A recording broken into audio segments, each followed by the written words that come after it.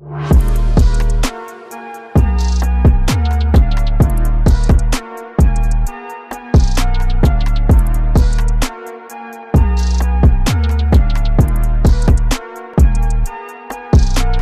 à tous, je me trouve ici à Paris pour l'acte 13 des Gilets jaunes et vous l'avez vu la semaine dernière, je me suis fait agresser à Toulouse par des antifas. Alors j'ai décidé de venir aujourd'hui à Paris malgré la montée des tensions quand même. On voit qu'il y a des black blocs au sein du mouvement depuis environ 2 actes. Alors qu'en sera-t-il aujourd'hui? C'est ce qu'on va savoir tout de suite. C'est parti, suivez-moi. En fait, on veut pas qu'ils décident eux. C'est toi qui décides de ça? C'est un 2-3 soleil. C'est étonnant. Il y aurait beaucoup plus de liberté en France que sous une monarchie. Il vient de dire Pikachu, c'est moche. Quelque part, les gens, ils sont pas assez pauvres. Les Français, vous en direz rien. Vive la France, ouais. Nous ne sommes pas sionistes. Il y a eu un blessé apparemment. Qu'est-ce qui s'est passé là? Pourquoi le monsieur est blessé? Il faisait partie du service de l'ordre de la manifestation. D'accord. Il est arrivé qu'il y a eu un petit chahutement, mais ils n'étaient pas assez, donc les CRS sont arrivés. Enfin, la police. Ils ont tapé un peu partout, ils n'ont pas regardé qui c'est quoi, ils ont mis un coup de matraque, le monsieur il est ouvert sur toute la tête. Il a perdu pas mal de sang, mais il veut continuer la manifestation. Quand je vois ça, c'est triste. C'est triste. Parce qu'on ne fait pas du maintien de l'ordre, c'est de la répression qu'on fait, c'est tout. Voilà. On cherche... Je ne sais pas ce qu'on cherche. Je ne sais pas ce que le gouvernement cherche. Voilà. S'ils cherchent vraiment la révolution, ils vont l'avoir. J'ai des enfants, moi j'ai des petits arrière-petits-enfants, monsieur. Je leur défends leur truc, ça me fait honteux de voir ça. Et j'ai fait la guerre d'Algérie, pourquoi faire? Pour se faire casser ici. Jamais rien eu là-bas, en Algérie. Et ici, on veut me tuer. Quoi que c'est normal? Hein, monsieur?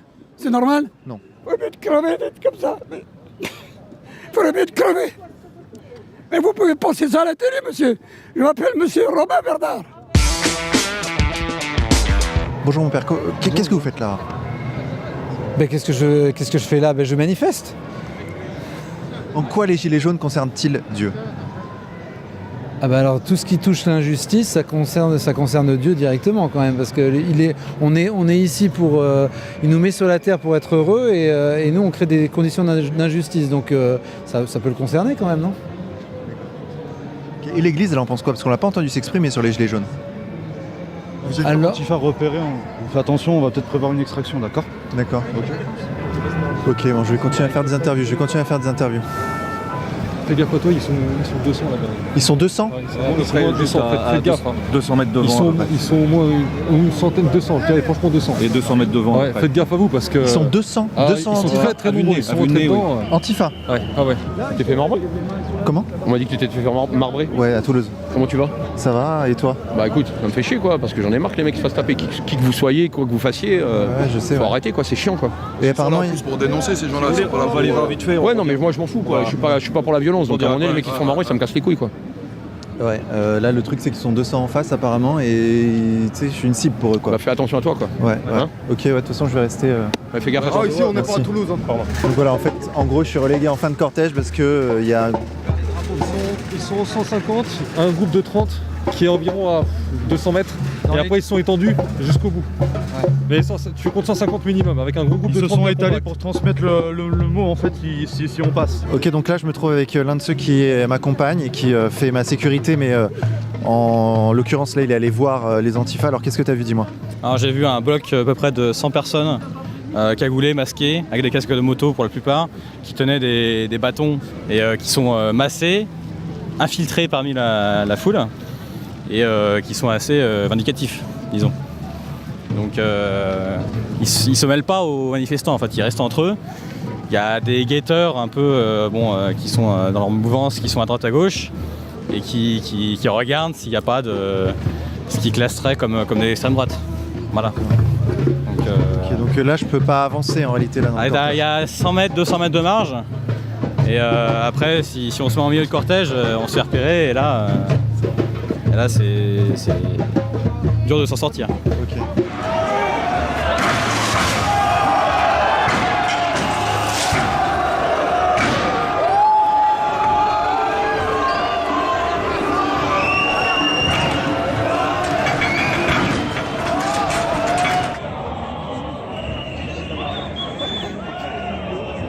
T'es pas là au début de la manif?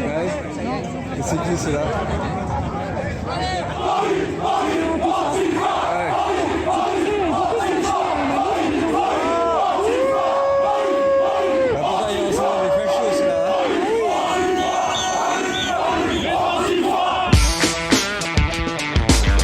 Donc là, le cortège a été stoppé et les antifas se sont regroupés à une centaine de mètres devant nous. Ils se sont incrustés à l'intérieur du mouvement. Ils n'étaient pas là il y a 2 actes. Ils se sont vraiment incrustés à l'intérieur. C'est même plus de l'infiltration, c'est de l'incrustation là. Et ils sont au cœur du mouvement et ils font la police politique. Bonjour monsieur, qu'est-ce qui se passe ? Ce qui se passe, c'est qu'il y a des black blocs de merde qui sont devant, qui foutent le bordel et qui nous cassent les couilles. Ils nous cassent les couilles ces black blocs. Alors le mot d'ordre qu'il faut faire passer, c'est que les gilets jaunes, quand ils voient des black blocs, ils se reculent tous, les black blocs ils se font encercler, puis basta. Voilà, nous on n'est pas là pour se faire... Moi j'ai ma mère qui a 63 ans, elle n'est pas là pour se faire gazer quoi. Pourquoi il y a des dizaines de black blocs qui sont laissés en libre circulation là, ouais, en liberté en plus. Et manifestement ils ont des casques, ils ont des battes, pourquoi vous les laissez ? Voilà. Pourquoi vous les arrêtez pas monsieur ? Moi j'ai pas vu de black bloc. Vous avez pas vu de black bloc ? Ils sont une cinquantaine au milieu du cortège monsieur avec des barres. Ils ont commis des violences ? Bah regardez, pourquoi à votre avis il y a des gaz qui sont lancés ? Ouais d'accord, donc ça veut dire que nos collègues sont en train de traiter ? Ouais, bah on espère qu'ils vont être arrêtés. Voilà, merci. Ce qui est très très très étrange, c'est que les black blocs sont en formation avec des casques, avec des battes au milieu du cortège et qu'à aucun moment ils n'ont été arrêtés. À aucun moment les forces de l'ordre ne les ont appréhendés. Alors que c'est manifestement et c'est visible des gens qui sont là pour casser, et pour foutre le bordel. J'ai en main le dépôt de déclaration de manifestation. Et donc en fait c'est Sophie Tissier qui a travaillé avec Cyril Hanouna. On l'avait vu dans une émission, elle s'était incrustée dans une émission de Cyril Hanouna pour dire que les assistants de C8 étaient très mal payés dans des situations précaires. Donc c'est elle, Sophie Tissier. Et apparemment, donc on m'a dit tout à l'heure dans la manifestation que j'étais pas le bienvenu pour elle. En tout cas, les black blocs, pas de problème. 50 black blocs casqués avec des battes posent moins de problèmes que Vincent Lapierre avec son micro. Pas mal, hein. Bonjour monsieur. Bonjour. Alors pourquoi le drapeau du Venezuela ? Bah, comme il a dit Macron, il soutient là-bas le peuple qui se lève et ici, non. Ouais. Voilà, c'est bizarre. Alors il demande à Maduro de pas martyriser le peuple vénézuélien, mais en revanche les gilets jaunes... Ouais, voilà, les gilets jaunes on peut les martyriser. Et donc c'est pour ça que je suis venu avec ce drapeau pour soutenir le peuple vénézuélien, que j'aime beaucoup, et aussi le gouvernement de Nicolás Maduro, qui est légitime, qui a été légitimement élu, avec des observateurs internationaux, alors qu'en France, le Macron il pèse 20% quoi. Ouais. Donc lui il n'est pas légitime comparé à Maduro par exemple. Il n'y avait pas d'observateurs internationaux. Et en plus il n'y avait pas d'observateurs internationaux. En tout cas ils ont colonisé le cœur de la manifestation là, les Black Blocs. Oui, de toute façon, il y a une infiltration claire et flagrante. Le but du jeu, ils font le travail de l'État, c'est les idiots utiles, on le sait très bien. Et donc là, ils font très bien leur boulot, très très bien. Tu t'en rends bien compte d'ailleurs, ils travaillent bien ces mecs-là. Ah, très bien, ouais.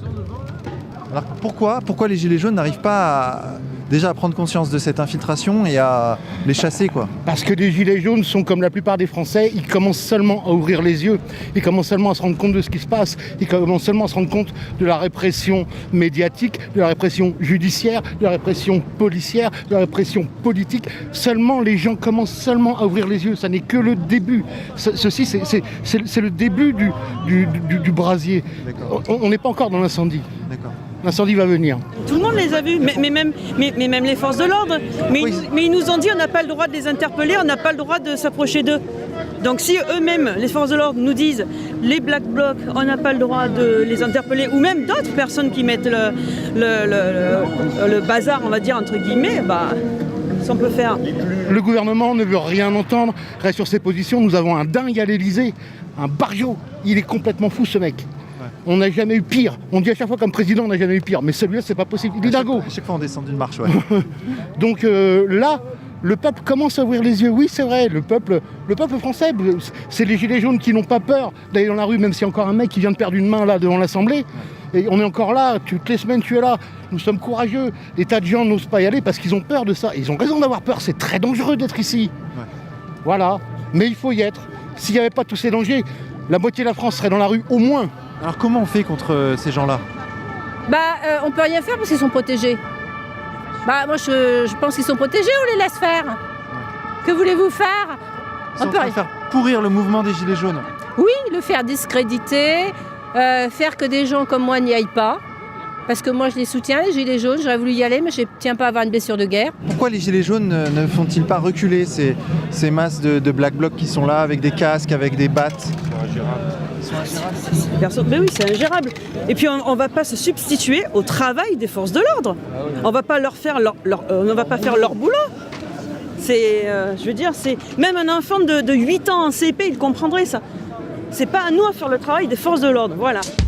Alors Tepa, bonjour. Bonjour Vincent. Comment ça va? Bah ça va et toi? Bah écoute, c'est une surprise de te retrouver parmi les gilets jaunes. Bah oui, moi je soutiens le mouvement, quoi. Je pense que c'est important, c'est un mouvement, on n'a jamais connu ça en France, franchement. D'ailleurs, j'en profite pour faire passer un message justement chez toi où on passe des messages. Il faut surtout ne pas que ce mouvement bascule dans l'entrisme de certaines organisations qui veulent le récupérer, voire le saboter. Il faut rester complètement apartisan, ne pas mettre de drapeau d'organisation, rien, voilà. Que faire contre des hordes de 50, 100 Black Blocs qui sont à l'intérieur du cortège et qui font la loi? Bah ça, je suis d'accord avec toi, il va falloir qu'à un moment donné, cette affaire-là, elle monte dans le débat public. Et pourquoi la police ne fait rien? Parce qu'on fait des lois anti-casseurs, on nous explique ouais, on va empêcher les gens de manifester, mais ces gens-là, ils sont parfaitement identifiables. On pourrait mettre, je sais pas, des services de renseignement là-dessus, savoir qui ils sont, les identifier, les stopper. Or, ça fait des années que ça dure et on les stoppe pas. Donc maintenant, il faut que ça cesse et il faudrait se demander pourquoi la police ne fait rien. Alors, il y a des policiers qui nous disent qu'ils ont des ordres. Je sais pas. Non, j'ai entendu ça.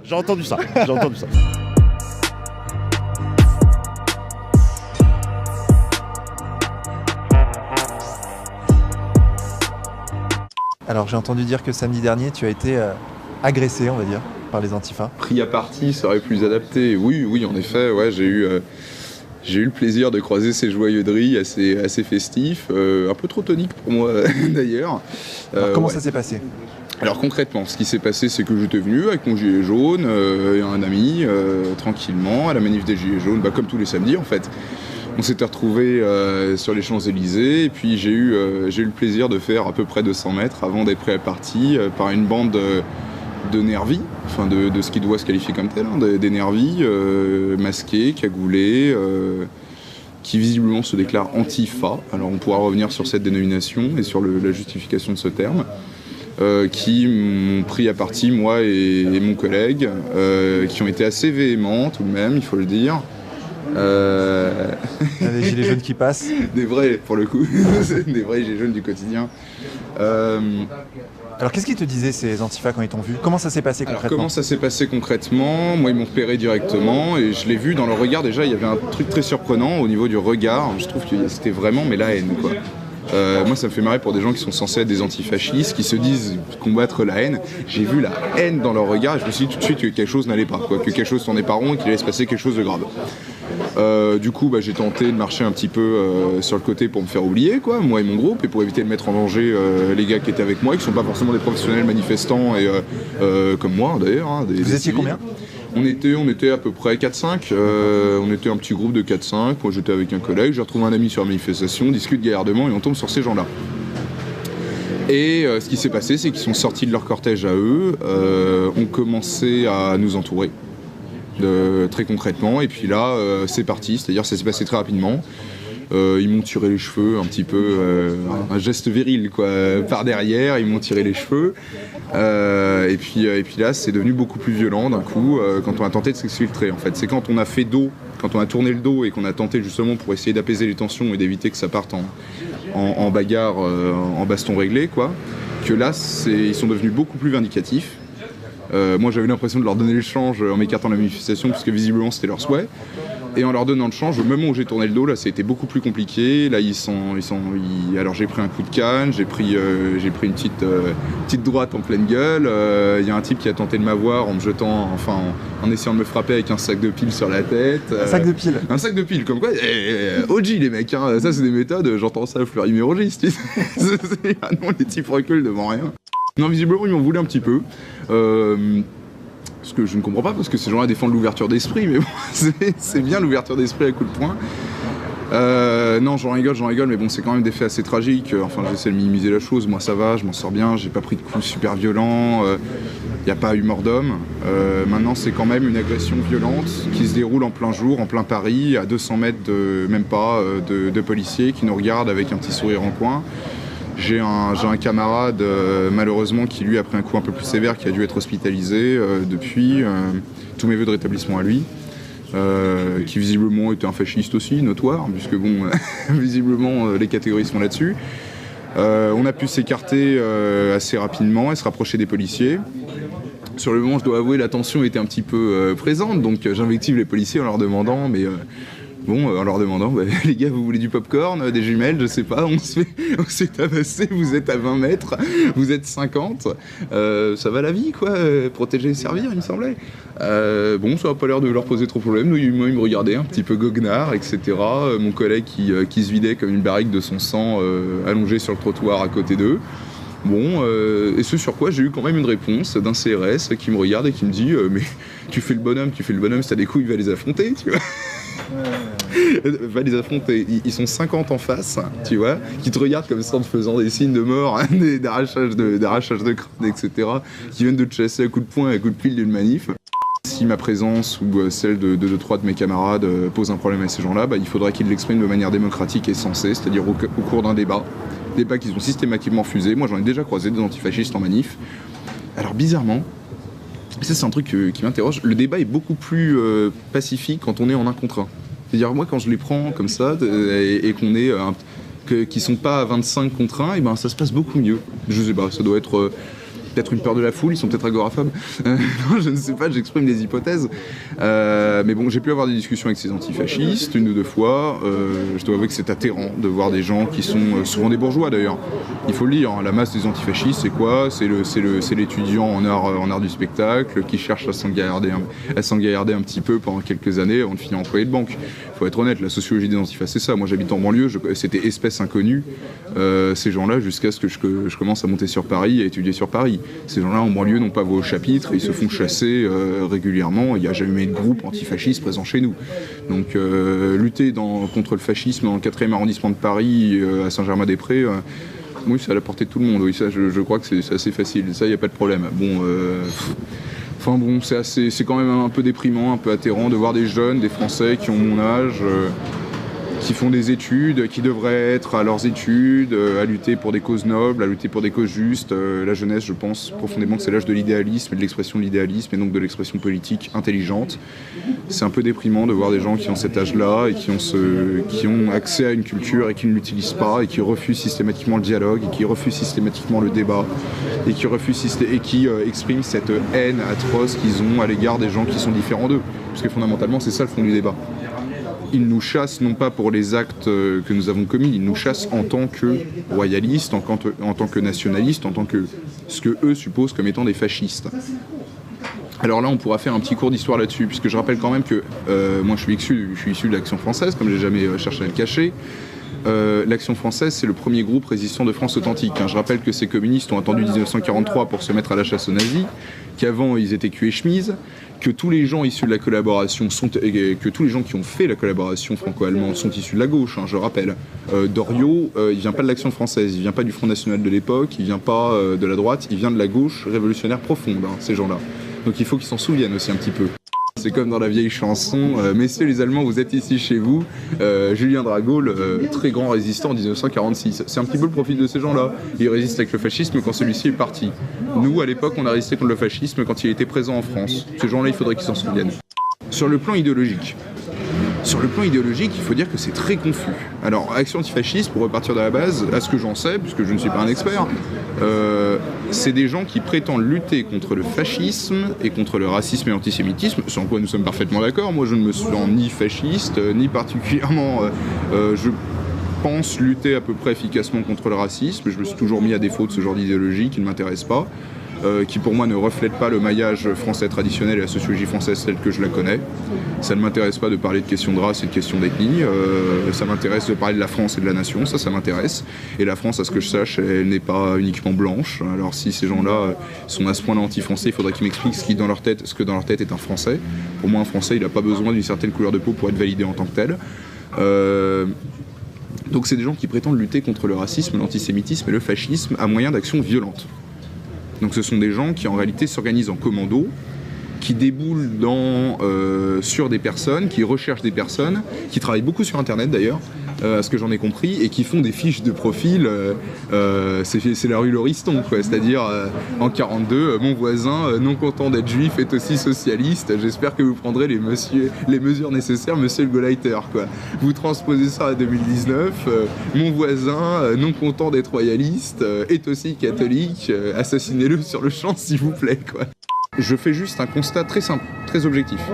Il y a deux groupes importants dans ce pays, deux tendances, on va dire, qui sont pour l'accueil massif de réfugiés dans ce pays. Ces gens-là et le MEDEF. Alors d'accord, un syndicat de patrons est d'accord avec une union de résistants trotskistes, puisque je crois qu'ils se revendiquent du trotskisme, en tout cas d'extrême gauche et anticapitalistes. Donc déjà, ils devraient se poser des questions à ce niveau-là. C'est-à-dire qu'au bout d'un moment, quand BFM fait le lit de ton affaire et fait ta promotion, quand tu soutiens les mêmes positions que le MEDEF et qu'une grande partie des néoconservateurs et de la droite d'affaires dans ce pays et des banquiers, que tu es d'accord avec Pierre Gattaz, c'est que fondamentalement, tu n'es pas à fond antifasciste, du moins tu n'es pas assez, tu n'es pas encore assez allé loin dans l'anticapitalisme. Donc on reviendra là-dessus. Bon, ok, d'accord. Quels sont les autres motifs de leur action ? Ce sont des gens qui, pareil, s'allient aujourd'hui avec la LDJ. Et ont un certain rapport avec le sionisme. C'est-à-dire que moi j'ai vu à titre personnel des gens porter des drapeaux palestiniens qui se revendiquaient de l'autorité palestinienne indépendante et qui avaient été pris à partie par ces mêmes antifas et qui sont qualifiés d'antisémites. Non mais on est en plein délire là, on est en plein délire. Bon, c'est une pacotille, c'est un épouvantail. En gros, action antifasciste, je dis ton nom, tu es un service de Nervi qui fait le sale travail de la police profonde de ce pays pour éliminer une partie de l'opinion et pour répandre la peur, aujourd'hui au sein du mouvement des Gilets jaunes, hier dans des mouvements contestataires authentiques qui sont eux sous le feu de la République française et sous le feu des autorités. C'est ça, action antifasciste, et rien d'autre. Et dedans, on y trouve une partie de jeunes désillusionnés qui malheureusement n'ont pas de culture politique et qui sont politiquement des crétins. J'ai pu le vérifier en discutant avec eux, ce sont des gens qui n'ont aucune référence historique, aucune référence politique et qui fondamentalement ne savent pas ce qu'ils font et qui refusent d'admettre leurs contradictions. Ça déjà c'est un gros problème. Dirigés par une bande de salauds. Action antifasciste, 98% de crétins dirigés par 2% de salauds. Ces gens-là ont servi à casser aussi le Parti communiste historique sur ses positions sociales, ce qui explique aujourd'hui le fait que le Parti communiste français récolte moins de 2% d'opinions favorables au sein de la population. Ils ont servi à casser le PCF et aujourd'hui ils privilégient forcément le sociétal par rapport au social parce que c'est leur rôle, c'est d'écarter aussi toute thématique sérieuse de la gauche, d'empêcher cette union sacrée possible aujourd'hui d'après le contexte entre une grande partie de la gauche et la droite nationale, on va dire, qui ont vocation naturelle à s'unir. Ces gens-là ont comme rôle de casser cette union et donc de casser toute forme contestataire, authentique et politicienne intelligente dans ce pays. C'est leur rôle. Pourquoi ces antifas ne sont pas arrêtés ? Ah, en effet, c'est une question qu'il faudrait se poser. Parce qu'il me semble, moi, qu'il y avait une loi qui avait été déposée anti-casseurs qui stipulait qu'on ne pouvait pas être présent en manif, le visage couvert, qu'on pouvait être arrêté préventivement. Ce qui arrivait à beaucoup de gilets jaunes d'ailleurs, à beaucoup de mes camarades également, à beaucoup de banlieusards, à beaucoup de gens de province qui montent sur Paris, mais pas à eux. C'est curieux, et on retrouve ces gens au milieu des cortèges, c'est-à-dire que j'ai pu en être témoin directement via mon agression, ce qui était quand même hautement pédagogique d'une certaine manière. C'est que ces gens-là sont présents, on ne voit que leurs yeux, ils sont totalement dissimulés derrière des cagoules, des écharpes ou divers appareillages, ils sont présents avec des barres de fer, des cannes, des béquilles, des sacs de piles, des armes qui sont là pour faire mal quand même. L'objectif derrière c'est de blesser des gens. On est d'accord, quand tu viens avec une barre de fer en manifestation en étant antifasciste, c'est que, a priori c'est pas pour faire de la construction. Tu vois, c'est bon. Après je ne sais pas, hein, il est peut-être plombier dans le civil, j'en sais rien. Et là se pose la vraie question qui est comment se fait-il que ces gens non seulement ne soient pas arrêtés préventivement, mais ne soient pas non plus arrêtés au sein des manifestations, ne soient pas nassés, ne finissent pas au commissariat et surtout qu'on les retrouve de semaine en semaine. Parce que là, on peut le dire maintenant, ça fait plusieurs semaines qu'on voit les mêmes personnes, en tout cas le même groupe sur les manifestations. Je doute qu'ils aient une masse de personnes et d'adhérents si importante qu'ils puissent renouveler leurs effectifs à base de 6 mois de prison, quand tu ressors, tu reviens. Donc je vais subodorer que c'était à peu près les mêmes. Comment ça se fait ? Comment ça se fait ? Comment se fait-il également que ces gens-là existent en tant que groupe ? Transposons. Je crée demain une milice, parce que c'est une milice, un groupe d'action que je recrute, qui a une existence non seulement sur Internet mais également sur le terrain. Ces gens-là ont des locaux, ils ont des bars, ils ont des membres connus et déclarés et affirmés, qui sont invités d'ailleurs dans les médias de masse, et qui l'ont été lors de l'affaire Méric, mais qui ont été invités lors de d'autres affaires pour s'exprimer, qui sont reçus sur les médias dominants, d'ailleurs sans aucune difficulté. Là aussi, il faudrait se poser la question, très anticapitaliste d'ailleurs. Je sais pas, Combini a dû prendre une dimension alternative depuis un bout de temps, et BFM aussi, parce que moi j'ignorais, mais bon, ça a dû changer depuis. Transposons 2 minutes, je crée moi un groupe d'action violent, avec des membres déclarés, des locaux, de la logistique, dont l'objectif assumé et déclaré est d'aller casser je ne sais pas quoi, de l'extrême gauchiste, du trotskiste, peu importe. Je finis à arrêter sur l'heure, mais légitimement, je finis à Fleury, et puis là j'écoule des jours paisibles à bouffer mes nouilles devant TF1. Or ces gens-là, non. Ces gens-là ont des membres, ils ont des leaders qui sont déclarés, qui se déclarent comme tels. Alors que je prends Action Antifasciste Paris Banlieue, qui est le groupe le plus important et surtout la structure la plus importante qui coalise ces antifas, ces gens-là ne sont pas inquiétés. Alors que leur objectif déclaré est d'aller faire le coup de poing quand même. C'est d'engager des actions violentes dont tu as été victime, dont j'ai été victime, toi à plusieurs reprises, moi je découvre, hein, excuse-moi, je passe le premier dan de cassage de gueule, voilà, c'est sympathique. Certains potes à moi aussi. Et ces gens-là ne sont pas inquiétés. Ils ont même des locaux à Paris qui sont en partie payés par la mairie de Paris, d'après les sources que j'en ai. Donc là encore, il faut se poser les bonnes questions. Ces gens-là, si on les laisse exister, et s'ils existent toujours, et si on leur donne les moyens qu'ils ont, et si on leur donne la couverture médiatique qu'ils ne méritent pas, c'est qu'ils ont une utilité pour le pouvoir. Ils mangent dans la main du pouvoir, ils mangent dans la main des puissants, et ils ont une utilité pour eux, sinon on ne leur donnerait pas la parole et on ne les laisserait pas exister. Je prends l'exemple tout bête. On va me dire, oui, mais peut-être que la République n'a pas les moyens de tracer ces gens, peut-être qu'ils se défendent très bien, etc. Ah ouais ? En moins de 5 ans, là, je peux citer 2 têtes comme ça, sans avoir révisé, au moins 3 groupes politiques qui ont été dissous dans ce pays. Jeune Nation a été dissous, JNR a été dissous, Troisième Voie a été dissous, Jeune Nation, je suis pas sûr. Troisième Voie a été dissous, les JNR ont été dissous, l'œuvre française, où je crois, a été dissous aussi. Le groupe de Yvan Benedetti. Moi, je suis pas très familier avec ces groupes-là, je les connais pas plus que ça. En tout cas, ils ont été dissous. Ils ont été interdits par la République, ils ont été interdits par la loi, légitimement ou non. Moi, je suis contre l'interdiction de partis politiques à partir du moment où ils ne se rendent pas responsables d'actions illégales. Et ici, ils respectent la loi, moi, j'ai pas de problème avec eux. D'un côté comme de l'autre. Je suis pas partisan. La République a tout de même trouvé les moyens de dissoudre ces groupes. En tant qu'ancien membre de l'Action française, là encore, je peux témoigner. Nous avons subi plusieurs fois dans nos locaux des raids de policiers qui étaient là pour chercher des documents, qui étaient là pour chercher des infos, pour parquer les membres du mouvement, qui nous ont pris nos cartes d'identité, qui nous ont tous fichés. Tous les membres de ces groupuscules, finalement nationalistes, sont fichés S, sont sous le collimateur de la justice, sont suivis.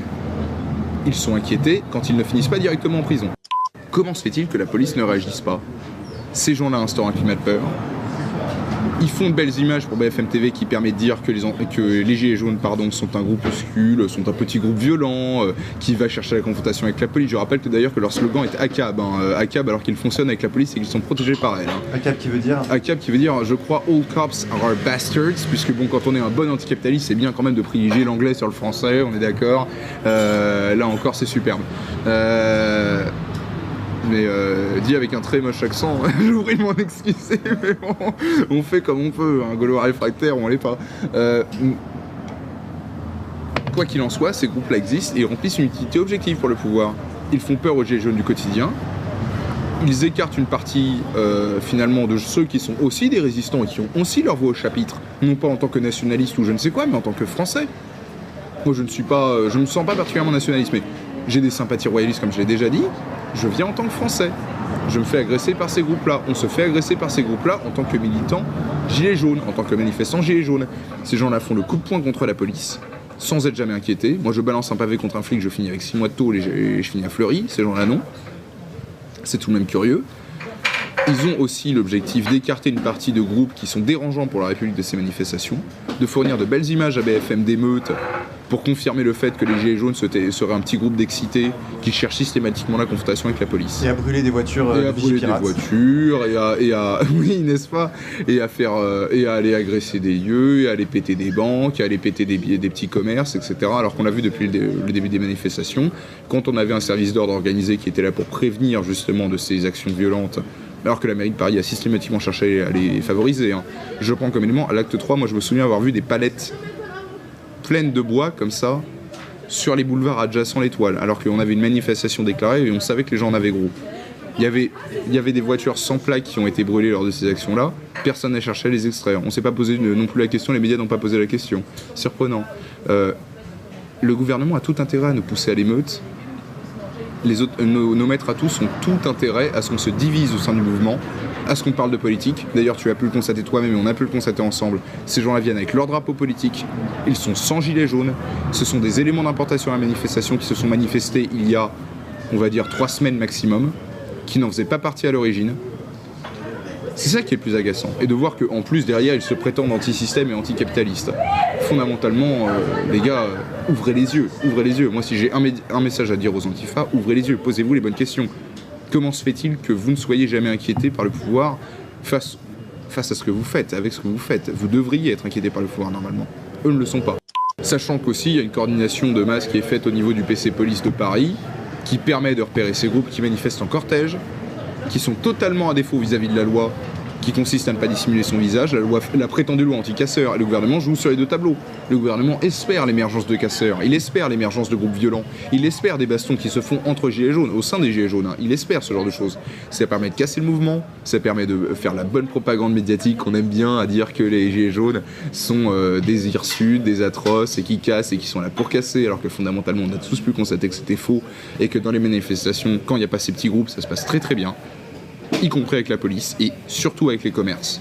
Parce qu'il y a une solidarité logique qui se fait par rapport au petit peuple qui travaille, c'est normal, nous sommes aussi des travailleurs. On cherche à privilégier et à favoriser l'existence de ces groupuscules.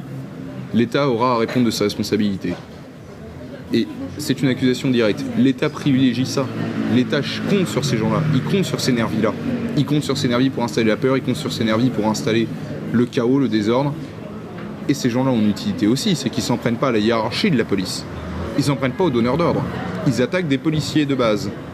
Policiers qui fondamentalement, et je le répète depuis le début, et je ne cesserai de le répéter, ces gens-là ont vocation à être avec nous. S'il n'y a pas d'union sacrée entre le peuple et les corps constitués, alors il n'y a pas de mouvement, il n'y a pas de pérennité possible pour le mouvement.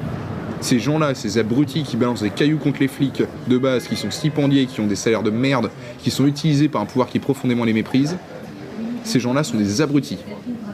Ces gens-là sont des abrutis au même titre que les flics qui se font plaisir à nous tirer dessus. Ce sont les mêmes abrutis. L'un jette des cailloux, l'autre tire un flashball. La même. Fondamentalement, les deux devraient se retourner contre les puissants. Et les puissants sont systématiquement oubliés dans cette affaire. J'ai pas vu Action Antifasciste s'attaquer à Castaner. J'ai pas vu Action Antifasciste s'attaquer directement à Macron. J'ai pas vu Action Antifasciste s'attaquer au pouvoir profond de ce pays. Ils pètent quand il le faut, des vitres de banque, etc. pour faire joli. Fondamentalement, ils attaquent surtout des petits commerces et des gilets jaunes du quotidien. C'est leur rôle. Qu'ils l'assument. On assume le nôtre, derrière, qui est de revendiquer encore une fois le message des gilets jaunes, qui est un message d'unité du peuple français, d'indivisibilité de notre camp, face à un pouvoir qui nous méprise, qui vend notre souveraineté à des puissances étrangères pour son propre intérêt et pour son intérêt profond. Les antifas n'ont jamais participé. J'aimerais bien qu'un antifa déclaré, j'aimerais bien avoir une discussion avec un antifa déclaré où il me donne un exemple d'action où il a mis en cause le pouvoir profond, où il a fondamentalement cassé les bases du système. Il n'y en a aucun. Le pouvoir joue des cartes. Et là, il joue la carte de la police profonde. Il a joué la carte de la répression, il nous a mis des leaders qu'on désirait fondamentalement pas. Il a compté sur la trêve hivernale, il nous a donné des petites augmentations. Tiens, mon gueux, je suis moi, ton sire bien bon, je te donne 100 balles d'augmentation sur le SMIC. Dégage. Non, mais vraiment, mais le pouvoir grille ses cartes petit à petit et ces groupuscules violents font partie des cartes du pouvoir et le servent profondément. Et le pire dans tout ça, c'est que je doute que beaucoup d'entre eux en aient même conscience. Ils font le boulot des barbouzes, ils font le boulot de la police profonde, ils font le boulot de la BAC, que la BAC rechignerait à faire, et ben ils le font. Et ils le font sans être payés, ils le font avec grand plaisir. Ils virent des manifestants, ils déclenchent des bastons dans les manifs, et ils déclenchent des affrontements avec la police qui n'attend que ça pour nous virer. Ils déclenchent de la casse face à des bagnoles qui mettent en feu pour rien, parce que ça ne répond à aucun objectif stratégique. Donc c'est profondément stupide. Ils cassent des vitrines de petits commerçants. Forcément, pour des gens qui n'ont jamais travaillé de leur vie, oui, c'est assez logique. Oui, c'est assez compréhensible que ces gens-là ne comprennent pas la valeur symbolique du travail et ne comprennent pas que quand on s'attaque à des petits commerces, c'est la vie de ces petits commerces qu'on met en jeu. Oui, ces gens-là ont du mal à le comprendre, évidemment. Quand on a passé sa vie à manger dans la main de papa-maman et que maintenant on mange dans la main de l'État et qu'on est un étudiant parasite, c'est un petit peu plus difficile à comprendre. C'est le peuple français qui reprend ses droits à travers ce mouvement. Je serai présent avec cette manifestation derrière la banderole unitaire qui est « Unis, les Français sont invincibles ». Je viendrai avec une dite banderole et j'appelle tous les gilets jaunes authentiques qui constatent cette division opérée par des mouvements profonds et par des mouvements qui sont des casseurs de gueule et fondamentalement des salopards, qu'ils soient, peu importe leur origine sociale, peu importe leur origine politique, etc., peu importe nos désaccords, retrouvons-nous sur des fondamentaux qui sont « Nous sommes le peuple français ». Nous sommes le peuple souverain, nous sommes le peuple des travailleurs, nous sommes le peuple qui hier crevait au front au champ d'honneur, qui a défendu les frontières de la France, qui a défendu la patrie. Nous sommes le peuple qui avons travaillé, nous sommes le peuple qui avons construit cette nation. Ces gens-là qui sont en face et qui nous méprisent sont illégitimes pour se revendiquer du peuple et pour se revendiquer de la France. Ils ne méritent pas ce titre de gloire d'être français. Et j'appelle toutes les bonnes volontés à venir manifester dans ce slogan d'unité, de pacifisme et d'amour, d'union du peuple français face à ce pouvoir illégitime. Moi, c'est tout ce que j'ai à leur opposer. Face à la division, face à la haine, face à la violence, la seule chose authentique à opposer, il faudra beaucoup de courage, je ne dis pas de courage de moi, mais il faudra beaucoup de courage pour le faire, c'est l'amour profond, la fraternité du peuple français uni et les valeurs sérieuses du peuple travailleur qui connaît ses droits et qui connaît ses obligations vis-à-vis de la nation. C'est ça le message à apporter et c'est le message que je vais essayer d'apporter samedi prochain avec cette bannière « Unis, les Français sont invincibles ».